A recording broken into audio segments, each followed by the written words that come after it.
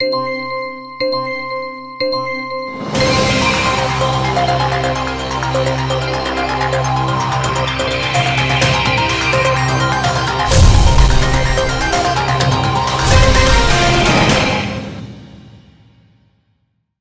दर्शकों, बात आज के चैनल में आपका स्वागत है। मैं हूं पारुल शर्मा और पेश है आज की सच्ची बात पक्की बात।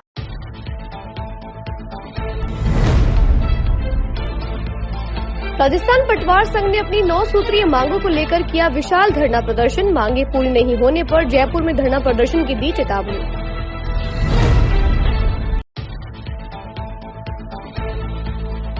व्यापारियों ने नगर निगम द्वारा यूजर चार्ज वसूलने के विरोध में किया प्रदर्शन। दुकानें बंद रखकर जताया विरोध।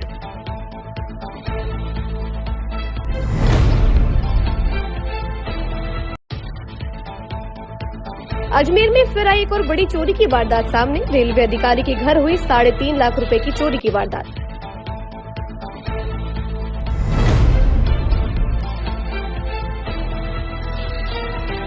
ठगी पीड़ित जमाकर्ता परिवार ने किया विरोध प्रदर्शन। निर्दोष एजेंट्स को झूठे मुकदमे से बचाने और ठगी पीड़ितों का भुगतान करने की उठाई मांग।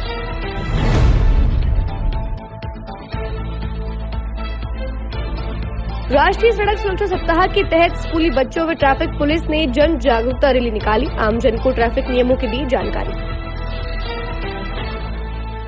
अब शुरू करते हैं बातों का बेहतरीन सफर। राजस्थान पटवार संघ से जुड़े पटवारियों ने आज रैली निकालकर प्रदर्शन किया। पटवारी रैली निकालते हुए कलेक्ट्रेट पहुंचे और कलेक्टर को प्रमुख शासन सचिव के नाम 9 सूत्रीय मांगों को लेकर ज्ञापन सौंपा। मांग पूरी नहीं होने पर जयपुर में रैली और धरना प्रदर्शन करने की चेतावनी दी गई। बता दें कि पटवारी पिछले 8 दिन से कार्य बहिष्कार करते हुए धरना प्रदर्शन कर रहे हैं। पटवार संघ अजमेर जिला अध्यक्ष दीपक चौधरी ने बताया कि पटवार संघ अपनी विभिन्न 9 सूत्रीय मांगों को लेकर पिछले सोमवार से आंदोलन कर रहा है। राज्य के समस्त पटवारी संपूर्ण कार्य बहिष्कार करते हुए तहसील व उपखंड मुख्यालय पर धरना प्रदर्शन दे रहे हैं। इसके विरोध में आज जिला मुख्यालय पर रैली एवं धरना प्रदर्शन किया गया। कलेक्टर लोकबंधु को प्रमुख शासन सचिव के नाम ज्ञापन दिया गया है। ज्ञापन देकर जल्द मांगों को पूरा करने की मांग रखी गई है। मांग पूरी नहीं होने पर जयपुर में विशाल धरना प्रदर्शन करने की चेतावनी दी गई है। राजस्थान पटवार संघ दिनांक 13 तारीख से लगातार आंदोलनरत है। हमारी 9 सूत्रीय मांगों है जिन पर पटवार संघ द्वारा 9 सूत्रीय मांगे सरकार को प्रेषित की गई है, परंतु उनकी तरफ कोई ध्यान नहीं दिया जा रहा है। मुख्य मांग हमारी गिरदावरी ऐप को लेकर है, जिसमें आवश्यक संशोधन किए जाएं। उसके संशोधन उपरांत ही गिरदावरी कार्य किया जाना संभव होगा। इसके साथ ही डीपीसी को लेकर है, पटवारी से गिरदावर से नायब तहसीलदार की डीपीसी है जो काफ़ी समय से लंबित है। गिरदावर और नायब तहसीलदार में पदोन्नति कोटा बढ़ाया जाए। 1035 पटवार मंडलों की वित्तीय स्वीकृति जो अभी तक जारी नहीं की गई है वह जारी की जाए, और जो 752 नव सृजित गिरदावर के पद है उनकी फाइल पिछले 1 वर्ष से लंबित है, उसका निस्तारण कराया जाए। सर, अगर मांगे पूरी नहीं हुई तो आगे क्या रहेगा? मांगे पूरी नहीं, दिनांक 13 तारीख से लगातार हम आंदोलनरत है, परंतु मांगों की तरफ ध्यान नहीं दिया जा रहा है। इसी से आक्रोशित होकर पटवार संघ ने प्रदेश में समस्त जिलों पर आक्रोशित रैली निकालने का आह्वान किया है। इसी के संदर्भ में अजमेर जिले में भी रैली का आयोजन किया गया है। अगर हमारी मांगे अभी भी नहीं मानी जाती है तो हम इस आंदोलन को बड़ा रुख अपनाकर ये रैली कहाँ से कहाँ तक जाएगी? ये रैली पटेल मैदान के मुख्य द्वार से चालू होकर कलेक्ट्रेट सर्किल मुख्य द्वार पर जाएगी, जिसके बाद कलेक्टर साहब को ज्ञापन प्रेषित किया जाएगा। परिचय दीपक चौधरी, पटवार संघ जिलाध्यक्ष अजमेर। एक कॉपी। अजमेर के व्यापारियों ने नगर निगम द्वारा यूजर चार्ज वसूलने के विरोध में आज अपनी दुकानें बंद रखी। यह विरोध प्रतापनगर शॉपिंग सेंटर और आसपास के क्षेत्रों में स्थित दुकानों के व्यापारियों द्वारा किया गया। व्यापारियों ने नगर निगम से अपने फैसले को वापस लेने की मांग की। उनका कहना है कि यह यूजर चार्ज लेना न्यायोचित नहीं है। साथ ही जिस दुकान के बाहर कचरा ना भी हो उनसे भी यूजर चार्ज वसूला जा रहा है। इस विरोध के साथ व्यापारियों ने अपनी दुकानें बंद करके अपना विरोध दर्ज कराया। आज सारी दुकानें बंद हुई है। Police line, Lohaghat, tempo stand, तकरीबन 150 से 200 के करीब दुकानें हैं, वो सारी हमने बंद करी है। 468 दुकानें हैं। अगर ये मांग नहीं मानी गई, हमारी हठकर्मिता को नहीं मिटाया गया निगम की, तो आगे पूरा अजमेर का व्यापारिक संगठन हमारे साथ है। पूरा अजमेर बंद होगा। जब तक इस पे कोई कार्रवाई नहीं होती है तब तक हम अपने उस पे लगे रहेंगे। सभी व्यापारियों ने अपने स्वेच्छा से दुकानें बंद करी अपनी मर्जी से करी है सबने, और करने को तैयार है। 15 दिन करने को तैयार है। अगर फिर भी अगर इनकी आप लोगों की मांगे पूरी नहीं हुई तो आगे क्या करेंगे? पूरा अजमेर बंद होगा साहब। पूरा जितना भी महासंघ है, व्यापार संघ अजमेर पूरा साथ में है। नगर निगम की हठधर्मिता के कारण करा, बेमतलब व्यापारियों को परेशान किया जा रहा है। किस प्रकार से परेशान किया जा रहा है इनको? ये नगर निगम की रसीदें काटी जा रही है यूजर चार्ज के नाम पे और कचरे के नाम पे। अगर दुकानदार के कोई कचरा नहीं भी है और बाहर कोई गुटखे का भी पड़ा तो उसके 100 रुपए की रसीद काट। पुलिस लाइन क्षेत्र में सारी दुकानें बंद पड़ी है, क्या इन्होंने स्वेच्छा से बंद करी है? शॉपिंग सेंटर, प्रताप नगर सब बंद है।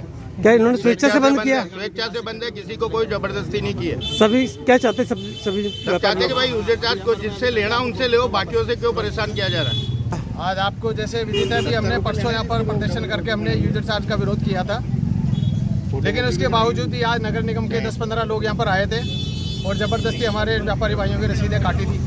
हमने जब उनका विरोध करा था वो कहते हैं राजकार्य में बाधा उत्पन्न कर रहे हो। ऐसी कौन सी राजकार्य में बाधा उत्पन्न कर रहे हैं? आज व्यापारी परेशान है, बोवनी बट्टा व्यापारी का होता नहीं है। 250 रुपये को यूजर चार्ज कहाँ देगा? ज़बरदस्ती यहाँ पर 250 की रसीदें काट दिए और हमारे एक व्यापारी की तो उन्होंने 2 रसीदें काटी है। 100 रुपये तो उसकी कचरा संग्रहण की और 250 रुपये की एक महीने के अंदर ही 2 रसीदें काट दी। कहाँ पैसा जाता है? आज सेंटर से इतना पैसा आ रहा है, स्मार्ट सिटी के नाम से इतना पैसा आया है, कहाँ गया वो? क्या व्यापारी इसके अंदर हमेशा पिसता रहेगा क्या? व्यापारी कितने प्रकार के टैक्स देगा? जीएसटी लागू है, यूएसडी लागू है, तराजू बाट का माप लागू है, चौराहे के ऊपर जितना भी खान पान की वस्तु है उनका टैक्स लागू है, यहाँ तक कि क्या हम रोड पे चलेंगे उसका टैक्स भी हम गाड़ियों का सबको देते हैं। क्या पूरा मार्केट परेशान है, जबरदस्ती किसी ने बंद नहीं करा है। अगर अभी भी निगम आपकी बातें नहीं मानता है, 26 जनवरी को पूरा मार्केट बंद है। हमने आपको दिखा दिया है, प्रताप नगर, लोहा खान, पुलिस लाइन, पोपो का बाड़ा। आज जैसे आप ये अभी टेम्पो स्टैंड देख रहे हैं तो टेम्पो स्टैंड पूरा बंद है। ये लोहा खान तक की इन्होंने स्वेच्छा से बंद करा है और पुलिस लाइन का आधा मार्केट अभी बंद है। क्या आप लोगों की मुख्य मांग क्या रहेगी? हमारी मुख्य मांग है कि यूजर चार्ज नहीं लिया जाएगा, जनता से परेशान नहीं करें। यूजर चार्ज किस बात का दें? आज नगर निगम के पास में इनकम सोर्स बहुत से हैं जहाँ से संस्थाओं से लेना चाहिए। जो कचरा फैला रहे हैं आप उनसे लो, हम उनका विरोध नहीं करते, लेकिन जिसका कचरा ही नहीं निकलता है, जो आपको कचरा फैलाता ही नहीं है, वो यूजर चार्ज काय को देगा? कितना रुपए ले रहे हैं आप? अभी 250 रुपए की रसीदें काटी है। कोई दुकानदार के आगे अगर ये गुटखा पड़ा रहता है तो उसको कहता था तेरी दुकान के सामने कचरा पड़ा है तो 100 रुपए की रसीद काट। उसकी 10-15 जने जब आते हैं तो एक लेडीज जो महिला दुकानदार पे बैठी रहती है। आज कुछ विरोध भी किया क्या आप लोगों ने? इसका विरोध करा हमने, तो लेडीज से ले जाते हैं पैसे। अजमेर शहर में आज एक बार फिर बड़ी चोरी की घटना सामने आई है, जिसमें रेलवे अधिकारी कालू सिंह गुर्जर के घर से लगभग 3 से 3.5 लाख रुपए की चोरी हुई है। कालू सिंह गुर्जर, जो रेलवे के कार्यालय अधीक्षक और all India OBC railway employ association के मंडल अध्यक्ष भी हैं, ने बताया कि वे 18 तारीख को अपने परिवार के साथ गाँव गए थे और 19 तारीख को जब वे वापस आए तो उन्होंने अपने घर का सारा सामान बिखरा हुआ पाया। उन्होंने बताया कि उनके घर से लगभग 60,000 रुपए कैश, आधा किलो चांदी और 3 तोला सोना चोरी हो गया है। उन्होंने कहा कि उन्होंने अपने घर के सीसीटीवी कैमरे की फुटेज देखी है जिसमें एक संदिग्ध व्यक्ति नजर आ रहा है। उन्होंने सिविल लाइन थाना पुलिस को इसकी शिकायत दी है, जिन्होंने मामले में जांच शुरू कर दी है। आपको बता दें कि उन्होंने उनके पड़ोस में भी काम कर रहे लेबर पर चोरी का शक जताया है। मैं 18 तारीख को परिवार के साथ में अर्जेंट काम आ गया तो गाँव गया हुआ था 12:30 बजे दिन में, और उसके पश्चात 19 तारीख को मैं यहाँ पे 12:30 बजे जैसे ही पहुँचा तो मैंने देखा कि मेरे सारे गेटों के लॉक टूटे हुए थे, और जब मैंने यहाँ पे देखा तो मेरे 60,000 रुपीज़ कैश था वो चला गया, और जेवरात थे, आधा किलो चांदी थी, और उसके अलावा 3 तोले के आसपास सोना था। कब घटना है? ये घटना 18 तारीख से और 19 तारीख के बीच की है। जो हमने हमारे स्तर पर जो सीसीटीवी कैमरा जो खंगाले गए हैं उसके अंदर हमने देखा है कि 11 बज के रात्रि को 33 मिनट पर एक संदिग्ध व्यक्ति नजर आया है फुटेज के अंदर, और लगभग 8:47 पर रात्रि को एक बाइक पे 2 सवार दिखाई दिए हैं, लेकिन प्रॉपर उनकी शक्ल दिखाई नहीं दे रही। पुलिस आई? पुलिस सिविल लाइन थाने में मैंने कल रिपोर्ट दी है लिखित में। उसके पश्चात यहाँ पर पुलिस वाले मौका मुआयना करके गए हुए हैं और उनकी अनुसंधान जारी है। कितने का माल गया? लगभग 3 से 3.5 लाख के आसपास का नुकसान हुआ है मेरे को। कोई छूटा है, कोई जानता है? मेरे को जो शक है वो मेरे पड़ोस में मकान में काम चल रहा है तो उस लेबर के ऊपर है, क्योंकि मैं उनको बोल के गया था कि आप लाइट जला देना बाहर के पोल की, तो वो लाइट भी उन्होंने नहीं जलाई है, और उनसे पूछने पर उन्होंने बताया कि हमने लाइट ऑन कर दी जबकि लाइट ऑफ थी। क्या नाम है आपका, क्या करते हैं? कालू सिंह गुर्जर हूँ मैं, रेलवे के अंदर कार्यालय अधीक्षक और all India OBC railway employ association का मंडल अध्यक्ष हूँ। अजमेर में ठगी पीड़ित जमाकर्ता परिवार ने एक ज्ञापन जारी किया है जिसमें उन्होंने निर्दोष एजेंट्स को झूठे मुकदमे से बचाने और ठगी पीड़ितों का भुगतान करने की मांग की है। इस ज्ञापन में उन्होंने बताया कि राजस्थान में अनियमित जमा योजनाएं पाबंदी अधिनियम 2019 और राज्य के जमाकर्ता हित संरक्षण अधिनियम का उल्लंघन करके विभिन्न कंपनी एवं क्रेडिट कोऑपरेटिव सोसाइटी वगैरह पोंजी स्कीम चला रही थी। इन कंपनियों के खिलाफ सरकार ने कार्यवाही की थी और जमाकर्ताओं ठगी पीड़ितों के जमादान की वापसी का दायित्व आवेदन लेकर बर्ड्स एक्ट 2019 के तहत नियुक्त सक्षम और सहायक सक्षम अधिकारियों को दिया था। लेकिन अब राज्य में खुले सभी बर्ड्स एक्ट 2019 और पिड एक्ट पटल बंद कर दिए गए हैं, जिससे ठगी पीड़ित अपने जमादान की वापसी के लिए आवेदन कर नहीं पा रहे हैं। इसी ज्ञापन में ठगी पीड़ित जमाकर्ता परिवार ने मांग की है कि सरकार थाना स्तर पर ठगी पीड़ितों के आवेदन लेने के लिए शिविरों का आयोजन करे और निर्दोष एजेंट्स का उत्पीड़न, पलायन और आत्महत्याओं को रोकने के लिए कार्यवाही करे। सरकार ने 6-7 साल पहले सारी सोसाइटीज के पर प्रतिबंध लगा करके उनके कार्यों को बंद कर दिया। लगभग हिंदुस्तान के 42 करोड़ लोग उनका पैसा उन सोसाइटियों में जमा है, चाहे वो आदर्श हो, चाहे वो सहारा हो, चाहे संजीवनी हो, चाहे रूबी हो, चाहे दूसरी कंपनी हो। तो उसके बाद सरकार ने 2019 में एक्ट बनाया, beds act, banning of deposit. तो हमारा ये कहना था और कहना है कि उस रूल बनाने के बाद में, एक्ट बनाने के बाद में, जिसको राष्ट्रपति ने भी साइन करके संविधान में जोड़ दिया है, उसके बाद भी उस कानून की पालना क्यों नहीं हो रही? उसकी पालना होती तो आज कहीं न कहीं हम अपना जो आवेदन है कि मैंने कितनी राशि जमा कराई, मेरे पास क्या सर्टिफिकेट है, कब मुझे मिलने वाली थी, कितनी राशि मिलने वाली थी, वो लोग भटक रहे हैं आज भी, उनका कोई देने वाला देखना है। तो हमारा ये कलेक्टर महोदय से ये निवेदन है कि हमने प्रधानमंत्री के नाम, मुख्यमंत्री के नाम और आईजी के नाम एक प्रतिवेदन दिया है, उनको ज्ञापन दिया है, जिसमें ये मांग की है कि वो किसी एक अधिकारी को नियुक्त करें जहां लोग अपनी डिपॉजिट की जो राशि है उसके डिटेल जो है उनको दे सकें और उनका भुगतान प्राप्त कर सकें। हमारा फैमिली का और कुछ हमारे मिलने वालों का हमने पैसा लगाया था। ये कंपनी बहुत अच्छी तरह से चल रही थी। हमें जब हो जाता, जब पैसा जमा कराते, आधे दिन जैसा भी होता तो एक दिन पहले में सूचना आ जाती कि मैडम आपका पैसा पूरा हो गया, कल आप आके ले जाए। हम लोग वही करते थे, जाते थे, पैसा लेते थे, जो वापस इन्वेस्ट करना चाहता था उनका कर देते, जो लेना चाहता था उनको देते थे। काफ़ी सालों से काम चलता रहा, बहुत अच्छा चल रहा था। इसी विश्वास में लोगों ने, हमारे पे भी विश्वास करके लोगों ने काफ़ी हम लोगों को पैसा दिया और हमने जमा करवाया। अंत में मोदी सरकार आने के बाद 3,000 से 5,000 से 7,000 तक लोगों का पैसा डूब गया। इन्होंने कंपनियां बंद कर दी, सारे लोग। अब लोग हमें परेशान करते कि भाई हमारा पैसा दो। अब हम पैसा कहाँ से लाके दें? हमने तो पैसा उनका जेब में रखा नहीं, हमने सब उनको दे दिया, ये सरकार ने ले लिया। तो अब सरकार से यही है कि हमारा पैसा दे। इसमें ऐसे ऐसे बुजुर्ग लोग हैं चल फिर नहीं सकते, जिन्होंने ये सोचा कि चलो मेरी उम्र के बाद में अपने बेटे, बहू, पोते, पोती, बेटी, जवाई, जिसको भी होगा मैं कुछ दे सकूं, लेकिन उनके हाथ बंद गए। वो बेचारे अपने एक एक पैसे के लिए तरस रहे हैं। यही है कि बुजुर्गों का भी ध्यान रखा जाए। और जो भी है, काफ़ी ने हत्या कर ली है, काफ़ी हत्या के करने के मुकुट है। और जो हम लोग दूसरे जो एजेंट कर रहे हैं, उन लोगों को भी हमें परेशानी आते धमकाते हैं कि भाई हम आपको मार देंगे, आप पैसा ला के। तो हम कहाँ से ला के देंगे पैसा? यही हमारे मंत्री जी से और जिला अध्यक्ष से सबसे यही है कि हमारा सॉल्यूशन निकाला। 2019 जो एक्ट लागू किया, उसमें 180 दिन में जो पैसा देने के लिए उन्होंने कहा है कि भाई हम आपसे 2 से 3 गुना पैसा आपको देंगे, तो जल्दी से जल्दी शीघ्र दिलाए और इसी की व्यवस्था की जाए। जय भारत, जय वंदे भारत। मेंबर थे आपके सोसाइटी में काफ़ी मेंबर है, कोई गिनती नहीं, सब अलग अलग लोगों के पास है, अलग अलग लोग काम करने वाले। मेरे नीचे भी 100 आदमी है, किसी के नीचे 50 आदमी है, किसी में 150 है, किसी के 200। ये चलाते हैं मुकेश मोदी आदर्श कोऑपरेटिव सोसाइटी जो है उसका।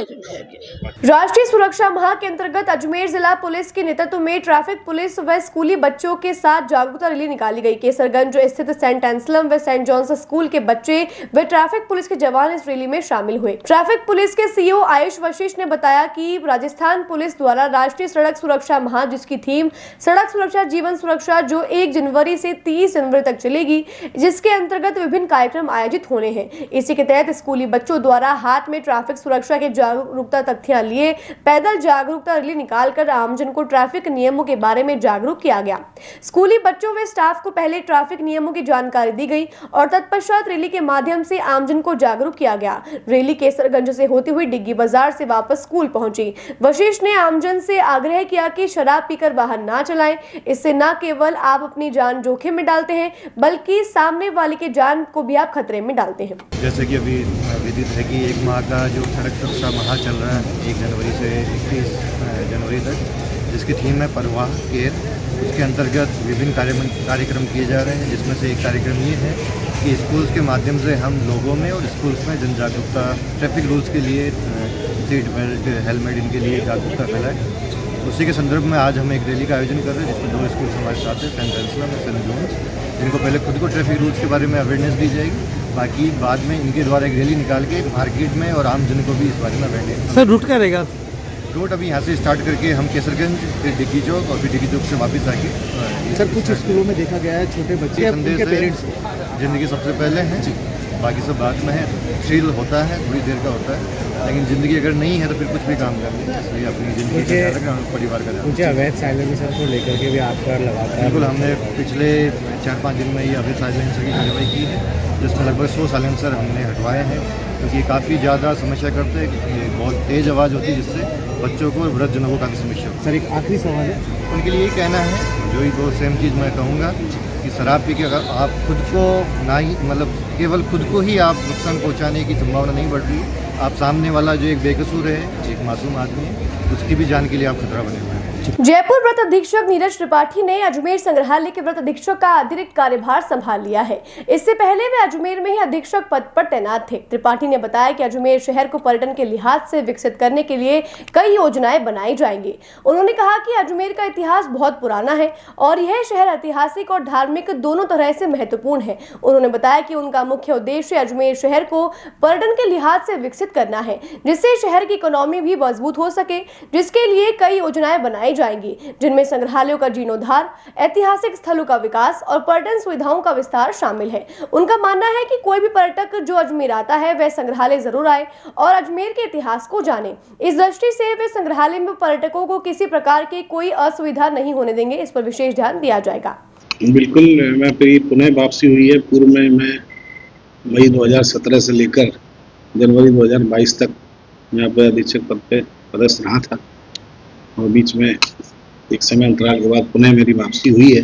और निश्चित तौर पे ही अजमेर से पूर्व मेरा जो कार्यकाल था उसमें काफ़ी लगाव रहा। मैंने शिद्दत से, मेहनत से काफ़ी अच्छा जो भी बन पड़ा करने का प्रयास किया और पुनः वापसी हुई है। तो मैं उसी जो उस समय के शेष कार्यों को और जो नवीन संभावनाएं हैं और अजमेर के विकास, संग्रहालय विकास, हमारे विभाग के विकास के संबंध में जो भी हितकारी फैसले होंगे, हितकारी कार्य होंगे, टूरिज्म को प्रमोट करने के लिए, पर्यटकों को और आकर्षित करने के लिए अजमेर में पर्यटकों की संख्या बढ़े, इसमें भागीदार बनने का मेरा प्रयास है। सर, अजमेर धार्मिक और पर्यटन दृष्टि से पूरी दुनिया में अलग पहचान रखता है। यही वजह है कि आपने काफ़ी नवाचार यहाँ पर किए थे, लेकिन आपके जाने के बाद से वो सब कुछ वापस से क्षीण हो गया। ऐसा क्या वो आपकी सोच थी जो उस वक्त अधूरी रह गई थी, जिसको आप सबसे पहली प्रायोरिटी पे आप अजमेर में शुरू करें? बिल्कुल, संग्रहालय में काफ़ी, जब 2017 में संग्रहालय का बहुत व्यापक तौर पर जीर्णोद्धार हुआ था, क्योंकि उससे पूर्व पर्यटकों की संख्या काफ़ी कम रहती थी, एक आकर्षण का केंद्र नहीं था, जबकि स्थानीय जो लोग हैं वो भी यहाँ पे आना कम पसंद करते थे। और उस व्यापक जीर्णोद्धार के बाद से यहाँ पे फुटफॉल बढ़ा, पर्यटकों की संख्या बढ़ी थी और क्रम चलता रहा। हमने साथ में ही एक फिल्म आर्काइव्स को यहाँ पर शिफ्ट किया था, उसमें भी काफ़ी आकर्षण का केंद्र रहा, काफ़ी बहुत ही सुंदर तरीके से बना था। और भी अन्य जो प्रेमाइसेस को डेवलपमेंट करने के कार्य थे वो चले। तो चूँकि ये प्रशासनिक प्रक्रिया होती है, मेरा स्थानांतरण हुआ था, उसके बाद कोई मैं अभी आज ही ज्वाइन किया है। मैं देखता हूँ क्या कार्य शेष रह गए और क्या करने हैं, उनका एक अवलोकन करके एक विस्तृत कार्य योजना बनाने का प्रयास करूँगा और जो भी स्थानीय जनप्रतिनिधिगण या जो भी बातचीत करके और हमारी जो अजमेर की जनता है वो पर्यटन में क्या मुझसे सहयोग चाहती है और मैं क्या उनका सहयोग कर सकता हूँ और मैं अपना बेस्ट देने का प्रयास करूँगा। समय के साथ हर चीज़ बदलती है, तो आप क्या कुछ नई चीज़, क्या कुछ सोच लेकर आप जाएंगे? कुछ गैलरियों का यहाँ पे जीर्णोद्धार और आकर्षण, क्योंकि क्या होता है कि पर्यटन केंद्रों को यदि हमें पर्यटकों को पुनः यहाँ पे विजिट करानी है, रिपीट टूरिज्म की बात होती है या एक हिस्टोरिकल टूरिज्म की बात होती है, तो एक बहुत ऐतिहासिक नगर रहा है। अजमेर का इतिहास बहुत पुराना है और किसी जमाने में ये उत्तर भारत की राजधानी हुआ करता था। वो अपने वैभव को वापस लौटे, यहाँ पे पर्यटक इसको धार्मिक के साथ साथ ऐतिहासिक नगरी के रूप में भी जाने और एक आकर्षित हों। यहाँ पे पर्यटक पुनः यहाँ के पर्यटन स्थलों का दौरा करें। ऐसी नवीनता हमें लानी पड़ती है जिससे कि एक बार विजिट करा हुआ पर्यटक दोबारा पुनः लौट के कौतूहल बस उत्सुकता वापस भी आए, रिपीट टूरिज्म बढ़े, शहर की इकोनॉमी डेवलप हो और शहर में एक ऐतिहासिक जो हमारा स्वरूप था अजमेर का, वो अपने गौरव पुनः लौटे। देश की समृद्धि में समर्पित भारतीय जीवन बीमा निगम के राष्ट्रीय आह्वान पर आज अजमेर मंडल कार्यालय पर मेड मिलियन डे का आयोजन हर्षोल्लास के साथ किया गया। मंडल के अधिकारी, कर्मचारी और अभिकर्ताओं के इस संयुक्त कार्यक्रम में देश के सबसे भरोसेमंद भारतीय जीवन बीमा निगम के माध्यम से देश की अर्थव्यवस्था को और मजबूत करने का बिगुल बजाया गया।